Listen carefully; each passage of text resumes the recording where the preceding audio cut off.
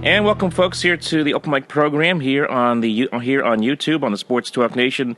Glad to have you join us here this evening. We are talking about the Carolina Panthers out of the NFC South as they get ready for the 2017 season. Carolina coming off of a disappointing year last year where they were 6-10. Of course, 2 years ago, 15-1, and went all the way to the Super Bowl against the Denver Broncos. Joining us today to talk about this Carolina Panthers team is Brian Beversluis, and Brian covers the Carolina Panthers on SB Nation. Brian, how you doing, man? I'm doing good. You said my name perfectly right, too. That was impressive. Awesome. I understand for you guys got to have a podcast of your own. Tell me more about this podcast, how people can reach it. So this is the Fourth and Short podcast. It's a relatively new podcast. We were doing CSR Radio, which is where we'd hop on live, let people talk to us on Blog Talk Radio, ask some questions, get some stuff going. But this podcast is something new. It's me, John D. Long, and Brad Smith, who is the managing editor now for the site. Mm-hmm. We go on there. We try to have our own little banter and stuff, and try to just introduce something different. Try to have a little more fun with it.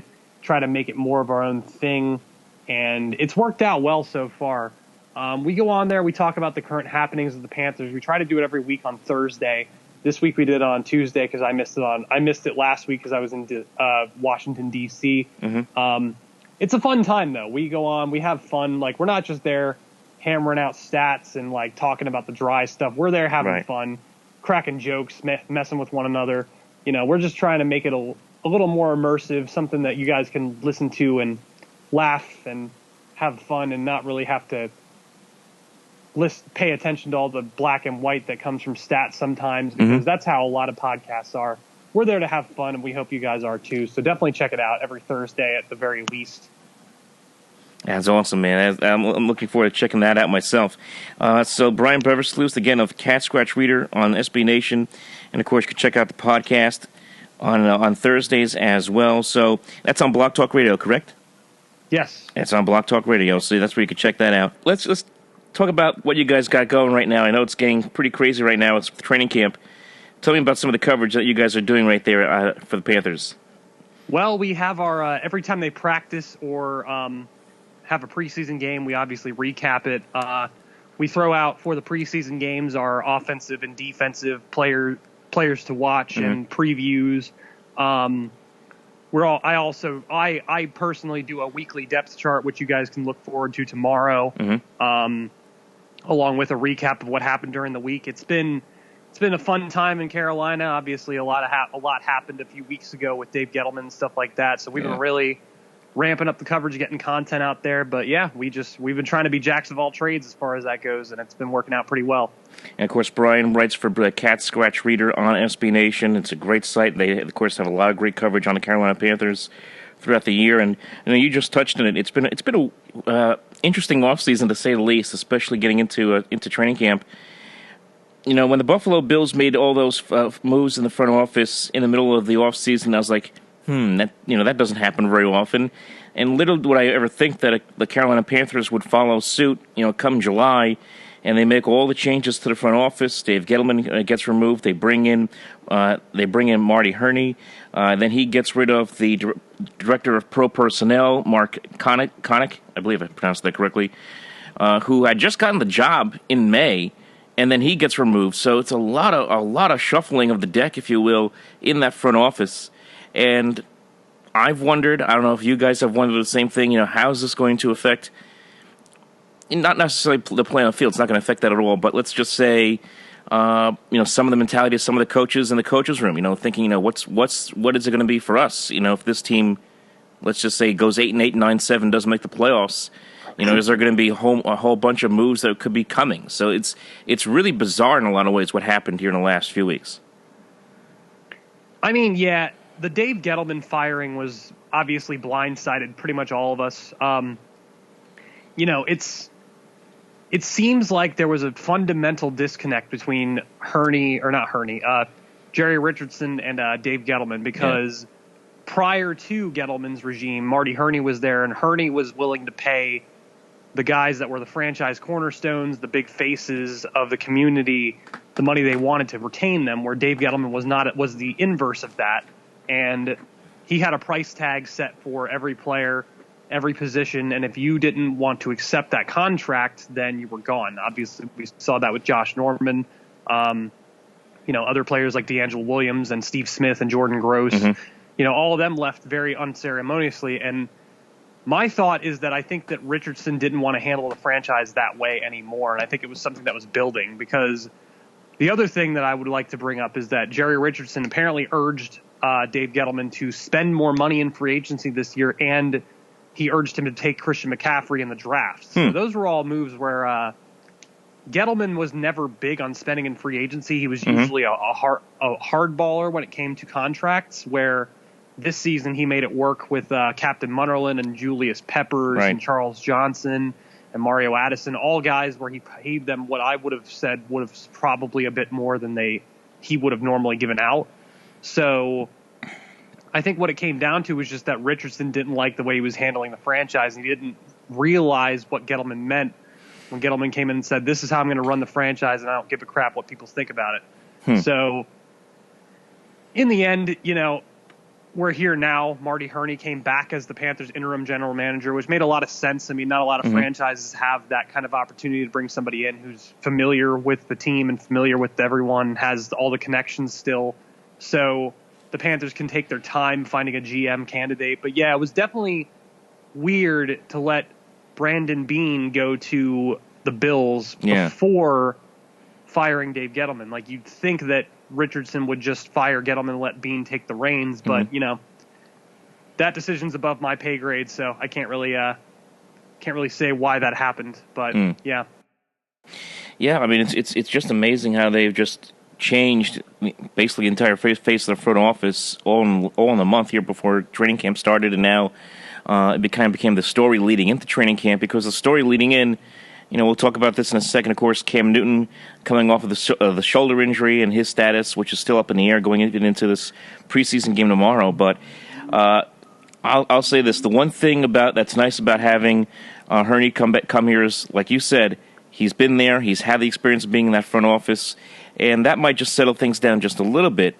It would make sense for Herney to take over again if he's learned from his mistakes in the past, because the main reason why he was let go was simply because the Panthers were in cap hell, as it was called by many Panthers fans, because he signed Jonathan Stewart and D'Angelo Williams, who were both running backs, so playing the same position, to pretty huge contracts on the same team, which certainly hamstrung the franchise. And the Panthers basically overpaid Charles Johnson just to get him to not sign with Atlanta. And then there was other signings like James Anderson and John Beeson were both paid like top linebackers. And granted, John Beeson was a former Pro Bowler, so it made sense at the time, but he went down with an Achilles injury and never returned to being the same player. And James Anderson, his production was a little bit overblown by the fact that their defense in general wasn't very good, so he was about the only guy who was moderately okay, so he made a ton of plays because of that. If Herney learns from the mistakes of the past, where you don't overpay for guys and you walk away from a negotiation and say, you know what, that's just too much for us, it makes sense. But I just don't think that Herney's going to end up taking over as the full-time guy. I think he's just there as the placeholder for this season. So they'll be shopping for a general manager, full-time general manager, going forward after this season. There are a lot of young candidates out there. They're certainly moving on their way up throughout different organizations in the NFL. I would imagine, and see if you agree with this, I would imagine that Herney's certainly going to have his recommendations, certainly going to have his say to Jerry Richardson as far as guys that he would think that would do very well in this position, I would imagine. Yeah, Herney actually said that himself when he was hired, because a lot of Panthers fans were freaking out because they were like, oh no, we're bringing back Marty Herney, we're regressing. We're just going right back to the stuff that happened where there was the 2010 season and, the terrible seasons that were prior to that, aside from like 2007. And what Herney said was, I'm here to oversee the operations and I'm going to help them find the next general manager. So that seems to be what the direction the Panthers are heading in. But obviously, there's still the possibility that Richardson just says, you know what, Herney, here's the reins, take back over for us.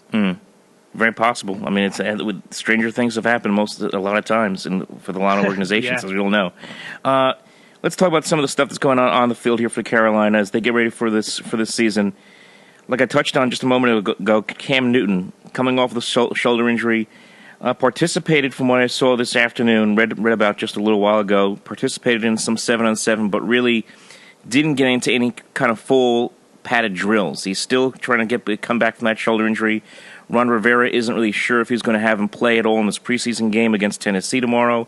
And I read a quote somewhere that Ron Rivera said that if Cam doesn't get into a preseason game, then he's okay with that. Well, I find that kind of hard to believe. I think he'll try to get him into that third preseason game next week against Jacksonville.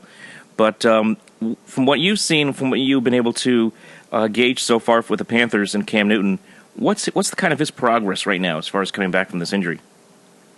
I mean, the thing about it is that a shoulder injury like that, especially to your throwing arm, is, a big deal, and you don't want to push it too hard coming off of that. And he seems to be on pace to be ready for week 1, and the Panthers, it makes sense for them not to push him too hard in the preseason because he's going to come out and throw. I mean, the guy hasn't been throwing for since last year, week 15 or something like that. Yeah. So you take a player who throws the ball so often on almost a daily basis, and then you don't let him throw for that many months. Of course, he's going to come out and be sore because he hasn't worked those muscles in a while. So it makes sense to, limit his reps and limit his arm and save it while it fully recovers. Because I mean, if he overthrows it, it could potentially lead to him not throwing again for another several weeks. So it makes sense to limit those reps. I'm not super worried about Cam Newton's arm, and I think that the media is really overplaying that point. I think the Panthers have always been very conservative with injuries in practice. If somebody's hurt, they'll just hold them out until, especially in the preseason, because it doesn't make, guys like Cam Newton or Luke Kuechly or any of the guys who've been around for a long time, it's not like Cam Newton's going to forget how to throw a ball. They know what they got with him. They don't have to explore it. They don't have to really, scout it. They know that he can throw the ball. They know the skill set they have there. It makes no sense to push him too hard and end up potentially hurting himself even more or making his recovery lag a little bit just because you want to see him throw a few times in the second preseason game. Yeah, I agree with you there. He is the face of the franchise there in Carolina, and look, as long as he is ready to go there week 1 against San Francisco on September the 10th, that'll be fine. I think that a lot of teams, I know because I actually did talk to a guy down in Atlanta who covers the Falcons. A lot of teams in the division Cam came off a rough year. Maybe it's a sign of things to come.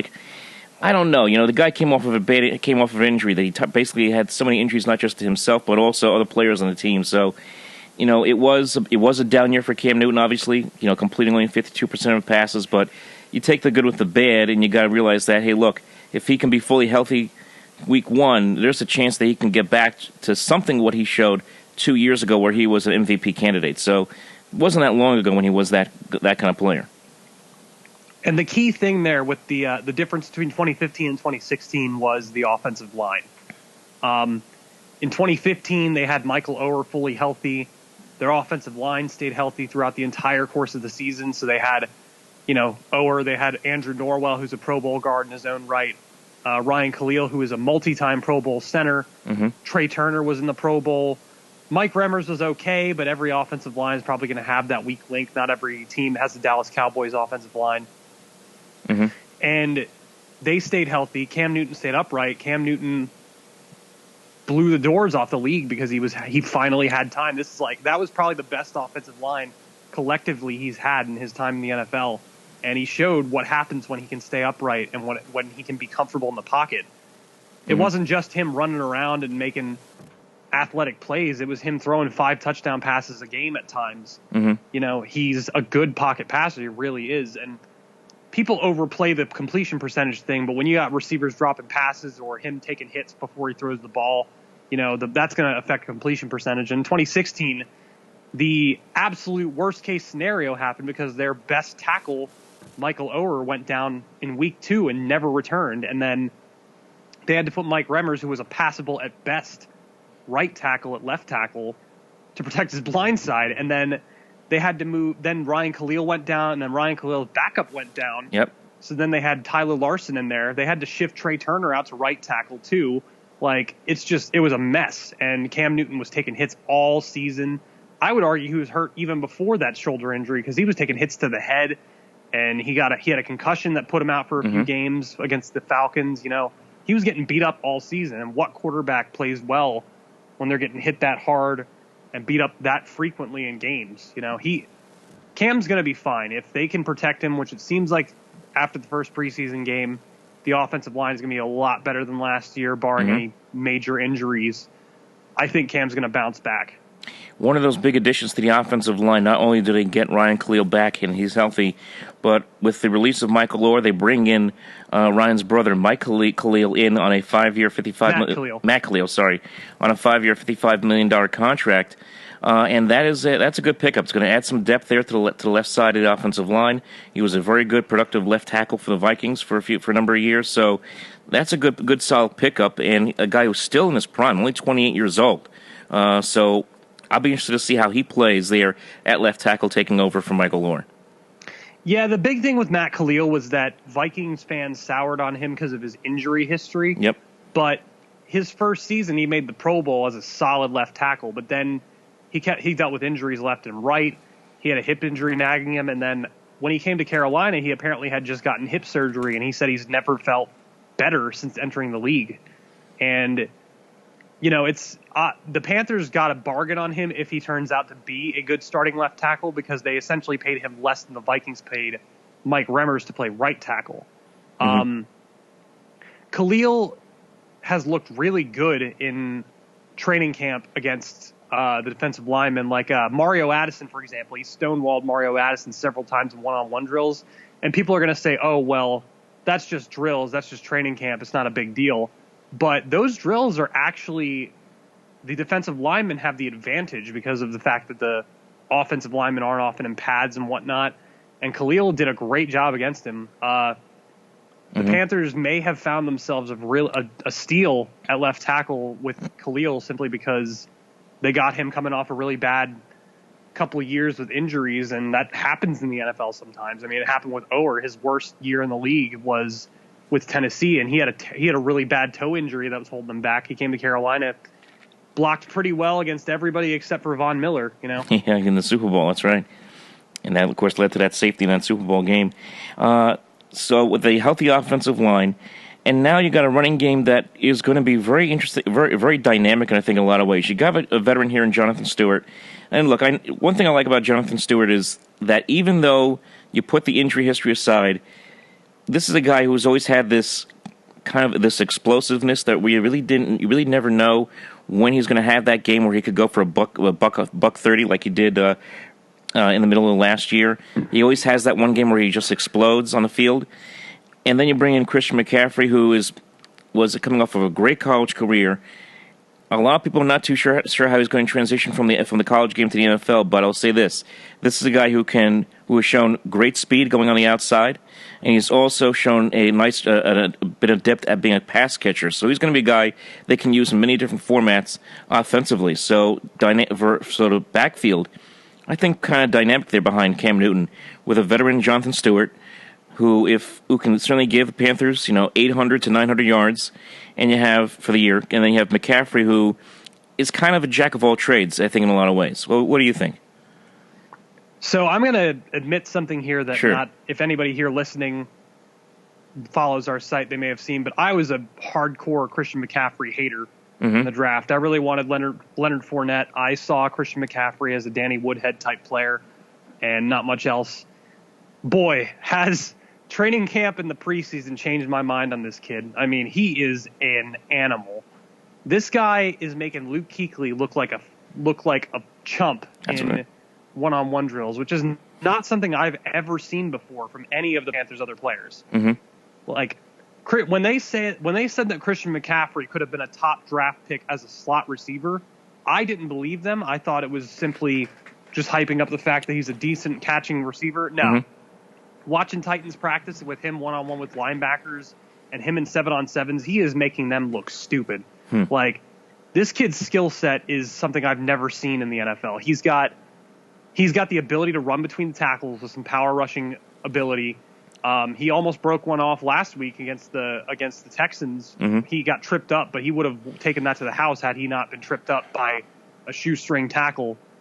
This kid's good. I mean, Mm-hmm. he's got a lot of things going for him. He's obviously got running back ability. It reminds me a lot of Le'Veon Bell with how he handles the holes, and he's got a lot of patience when it comes to taking the handoff and figuring out where he's got to go.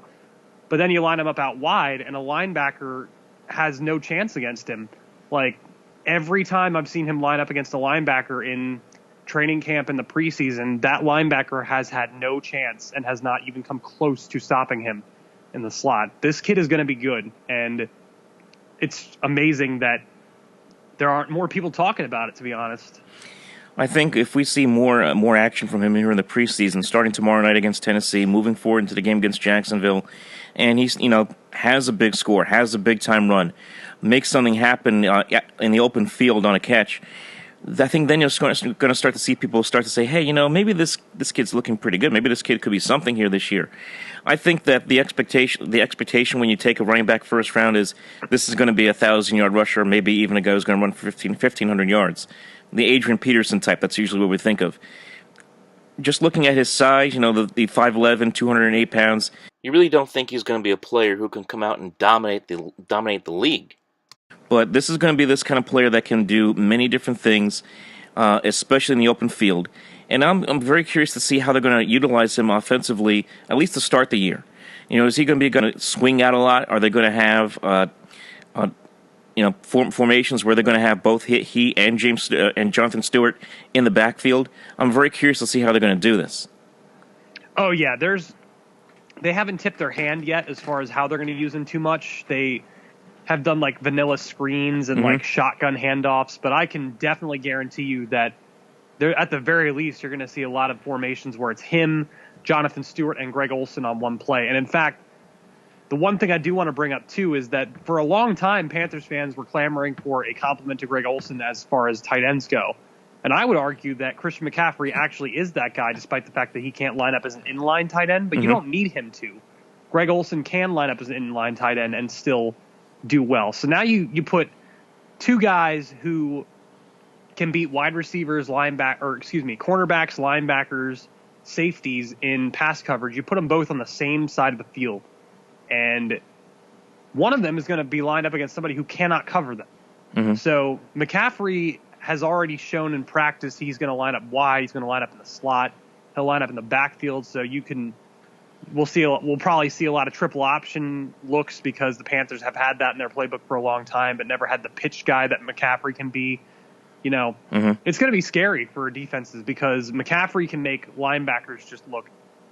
He made Luke Kuechly look like a chump, and there aren't many linebackers as good as him in the league. So McCaffrey has just blown my mind as far as what I've seen from him so far.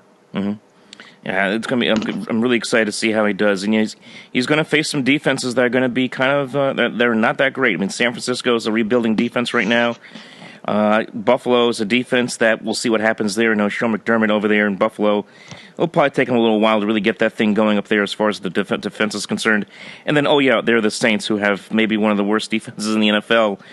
And I was joking around with John Robert, who covers the Atlanta Falcons on Cover32.com, regarding the New Orleans Saints. And the Saints are that kind of team that's going to go 5-11 but score 500 points and give up about 600 points. That's the kind of team they are. Yep, very true. Very true. Kelvin Benjamin coming back last year, had a very solid year. Do you think this could be the year where he's now fully healthy after coming back from it now a year separated from the injury from 2015? Almost 2 years separated from the injury from 2015. And now a healthier Cam Newton. Do you think this could be the year where Calvin Benjamin really just explodes? I mean, he's always been a great player, always been a very talented player, but I'm talking about like 1,300 yards receiving, 10 touchdowns, that kind of season.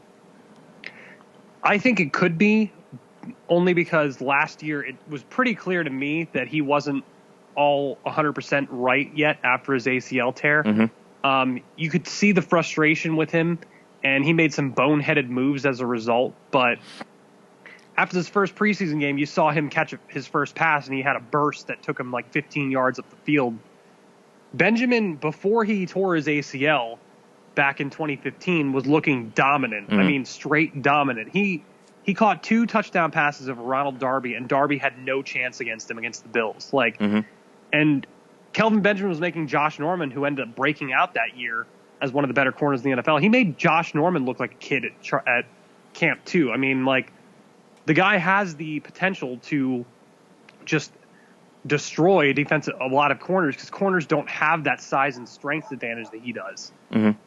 Even with the speed factor, and even then he's not exactly a slow guy, he can make those catches one-on-one in contested coverage and box the guy out.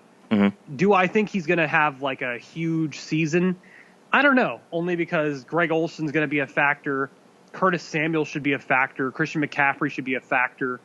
Russell Shepard, who not a lot of people are talking about either, has had insane chemistry with Cam Newton. Like, I think he's going to be the next Ted Ginn as far as a receiver who you're like, whoa, where did this guy come from with Cam Newton?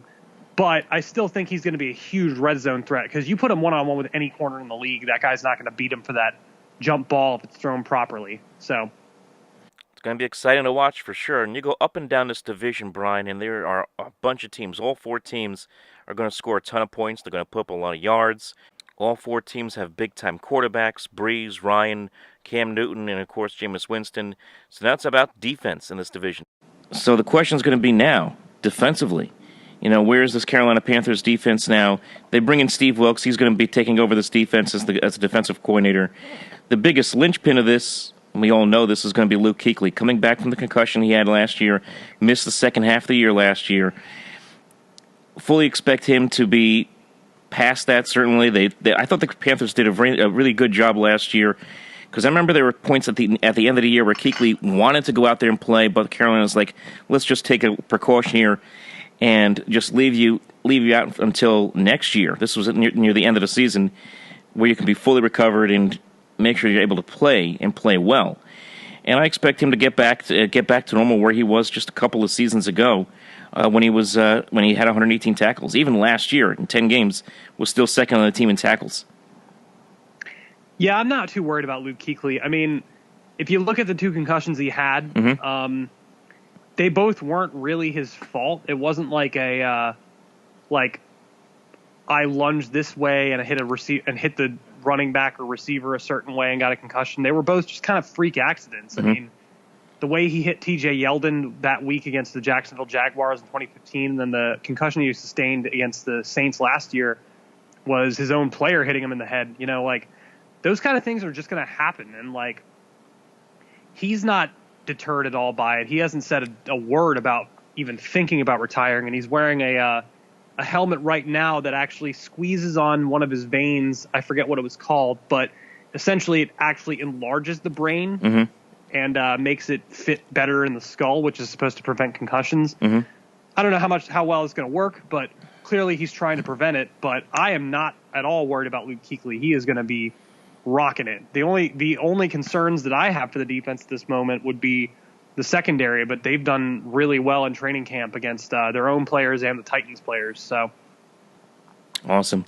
Steve Wilks taking over as defensive coordinator for Sean McDermott, and of course he was the defensive backs coach. From what I've read, he has brought a kind of intensity that maybe a lot of players, and these are the quotes that I've read from a lot of players in different sources, that the intensity maybe wasn't necessarily there with McDermott. Not necessarily a knock on him, but there's just a different kind of mentality here with Wilks now at the helm of this defensive front. And from what I can read from a lot of players, is that it sounds like they cannot wait to go out there and play for this man right now. Well, Steve Wilks is not going to change a whole lot as far as the defense is concerned, so those guys don't have to be worried about a new scheme. He's going to run a lot of the same stuff. And you have to remember, too, Ron Rivera was a defensive coordinator, one of the better ones in the league at that before he became a head coach. Absolutely. So Steve Wilks running the defense with Ron Rivera also mixing his word in, not going to be a whole lot different. But Wilks is a younger guy, and he's motivated. He interviewed for head coaching jobs despite his age. And I don't know about the intensity factor, because I know Sean McDermott was definitely intense at times that I saw, but Wilks definitely brings the motivational factor there. And in general, this defense is just out there to prove themselves after last year, where the passing defense itself was like 29th, 28th in the league or something like that. They know they're better than that, and I know they're ready to go out there and get some turnovers. And obviously, a defensive backs coach like Steve Wilkes, who was there for Sean McDermott's heyday with all the turnovers in the 2015 season they forced, they got to be ready to go out there and be some ball hawks. For you, when you look at this defense and you look at some of the guys that a lot of people don't talk about necessarily in the media, which guys stand out for you? I'm assuming it's going to be some guys in the secondary, correct? Yeah, I mean, everybody knows about, K'Wan Short, Julius Peppers, Mario Addison, Luke Kuechly, Thomas Davis, Shaq Thompson. Maybe not necessarily Shaq Thompson, but in the secondary, James Bradbury has looked the part as far as the number one corner goes. And he reminds me a lot of Josh Norman, but he looks like the player that Josh Norman was a lot later in his career rather than Josh Norman's second year in the league. I mean, this guy is sticking around with Kelvin Benjamin and Devin Funchess, who are both big guys. He's sticking around with Russell Shepard and Damier Byrd, who are both faster guys. Like, he's doing well. He's going to be a very good zone corner. And I was honestly shocked to see how fast he's come along as far as covering those guys goes. Because it's not easy to cover a guy like Kelvin Benjamin. And it's not easy to cover a guy like Devin Funchess, because Funchess is only like an inch shorter and like 20 pounds lighter. And this kid is sticking along with them. Bradbury looks like a shutdown corner for Carolina. I just don't know how fast it's going to happen for them. I mean, they seem to like him a lot. I mean, I've read up on him a little bit here, and they're really, really high on James Bradbury there in that secondary. And whether he becomes that shutdown corner, we'll have to wait and see. I mean, this is his only a second season.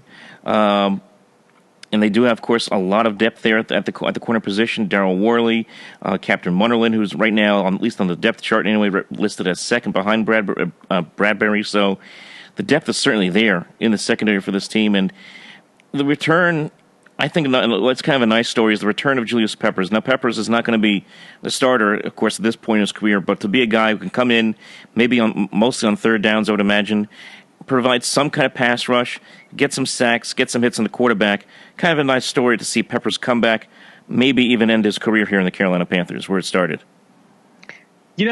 That's actually a common misconception with him. I think that, and I've seen that he will most likely be essentially a co-starter with Mario Addison and Johnson. And the guy looks just as good he's looked just as good as he did back before he left Carolina. I mean, he blew by what's his face? Jack Conklin of the Titans, a young and very, very good tackle for the Titans in this practice these last couple days. I mean, the guy just doesn't look like he's lost a beat. It's amazing to see him do that. But yeah, Addison, Johnson, and Peppers are probably going to have about a similar amount of snaps.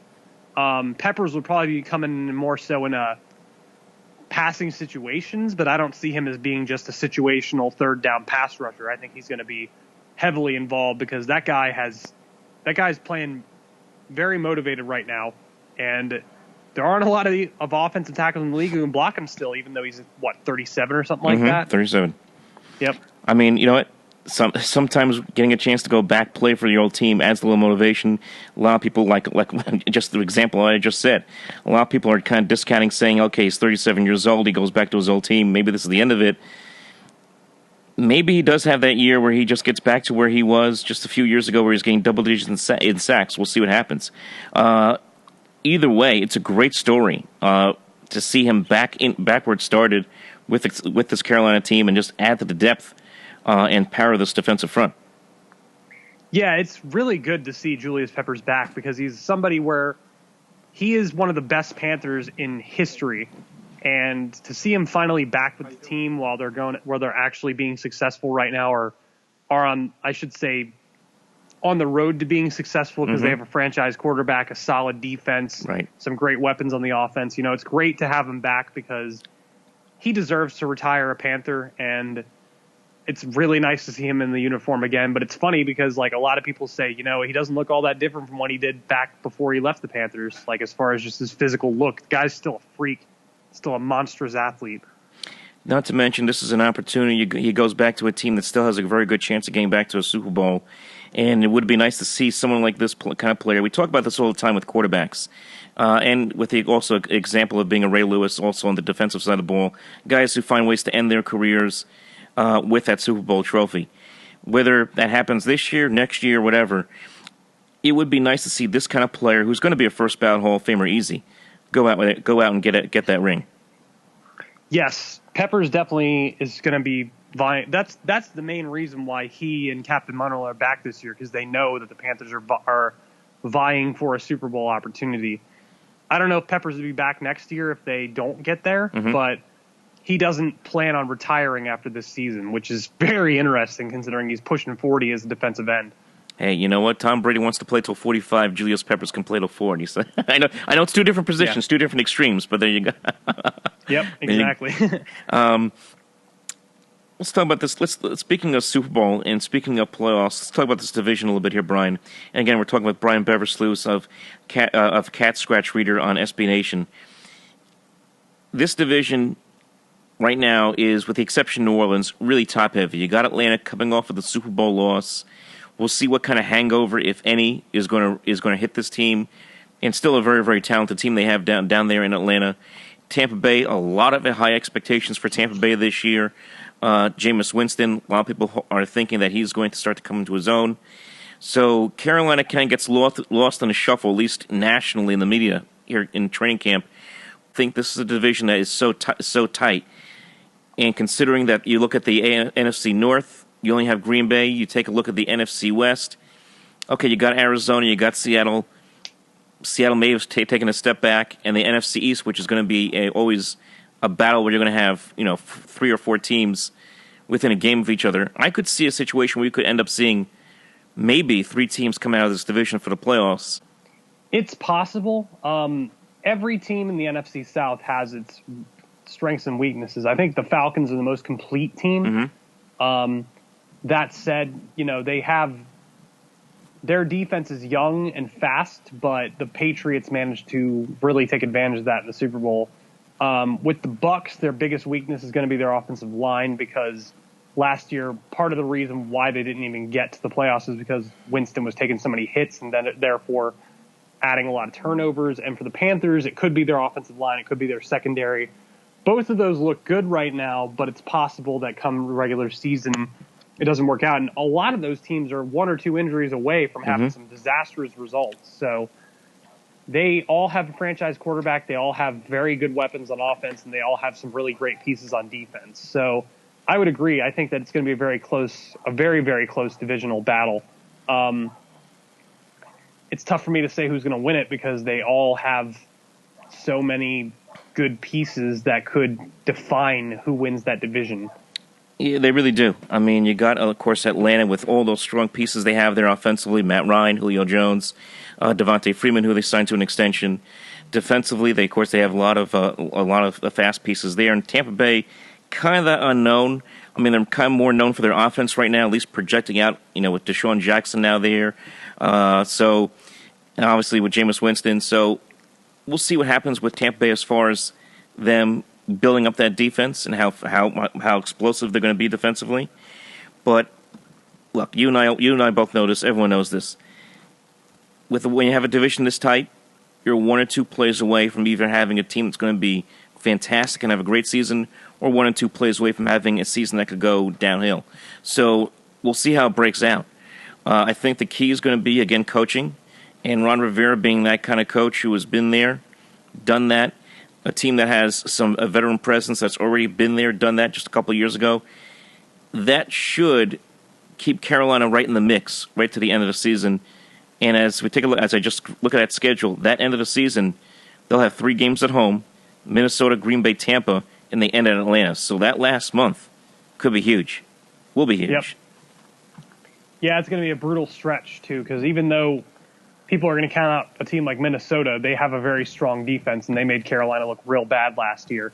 It's really going to come down to momentum. I mean, which team's riding the high, which team's on a winning streak, which team has, it all going for them. Because towards that part of the season, it's more about who's got what going for them rather than the paper personnel. because the Panthers showed it. I mean, without Kelvin Benjamin, they still went out there and won 15 games in 2015, and it was all because of just how well they were playing down the stretch. They took advantage of the momentum and just steamrolled teams. So I have a feeling one of those three teams is going to have that steamrolling momentum that is going to be the difference maker. I agree with you, and that's what's going to take. And I think for at least Carolina to know that while it is a tough schedule and a brutal stretch to end the year, the fact that 3 of those games are at home should play somewhat into their favor. Wouldn't be surprised if one of those games gets flexed into prime time when we get to that point. We'll see what happens. Of course, it all begins September the 10th. Now, as far as I don't want to do predictions because it's again still kind of early here in training camp. But I'll say this: I think this is a Carolina team. All goes well, they could certainly get to 10 wins at the very least. I think they're going to be very competitive there in the NFC South. Yeah, I think that you're going to see a bounce back year, even if it's not like the bounce back to 15, 14 wins that the Panthers were at the year before. I think that they'll come back and be a much more competitive team this year. They have positions where it's like one injury away from having disaster, like the safety position. They only have 2 starters and then a bunch of special teamers. But, not every team has that one position where it's like one injury away from catastrophe. So they're definitely a bit more confident going in this year. There's a lot better pieces than last season's team. I would argue that this is a much better team than last year. So I'm not too worried about it. I think they're going to be fine. I would expect 10 wins too. That would be my expectation. But as Football Outsiders told us, they felt that the 15-1 and the 6-10 seasons were the extremes of what they thought of this team. And they thought 8 to 10 wins was more feasible for them. So I think that's where we're going to see it this year. So all about the balance. Yep. Somewhere they're going to break even. Last question I got for you. How did you get into this with doing this coverage for the Panthers? What drew you into it? Well, I was a Panthers fan for many years. Before that, when I was younger, I wasn't even really a football fan. I just got into it because of my grandpa. But I was actually I was a student in high school who really liked writing, but never really had a way or like a passion about it. And then when I went to college, I went to the Harrisburg Area Community College here in Lancaster, Pennsylvania. Just found this site that was covering the Panthers, really liked a lot of their coverage. And then one day they were just like, hey, we need writers. So I threw my hat in the ring, wrote a few articles. They decided to keep me, and I've been there for the last 4 years now. Just goes to show, like, sometimes you're just in the right place at the right time for the right opportunity, and I'm really happy with how it's gone. That is awesome. I mean, again, you've always done a great job. I've read a lot of your articles over the last couple of years. I mean, they're always very entertaining. I'll say entertaining and informative, and that's the key right there. Really, I try my best. Yeah, we all do, man. That is awesome. So, again, CatScratchReader on SB Nation, and they got, of course, the podcast, CSR podcast, which is on Blog Talk Radio. You can check that out as well. Brian, I want to thank you so much, man, for coming on. This will be, in case you're wondering, in case your listeners want to listen to this as well, and readers, this will be on the Sports Talk Nation, which is on YouTube. I've kind of made a transition from the Blog Talk Radio to the YouTube. I just noticed that the hits have kind of increased a little more on there. So if you want to check it out, that's where it'll be, Sports Talk Nation. Sounds good. Yeah, I'll probably be writing an article about it, so I'll definitely share it with our CSR faithful. Awesome, man. Folks, that's Brian Beversluis. Brian, I want to thank you so much for coming on. Talk to you next time right here on the Sports Talk Nation.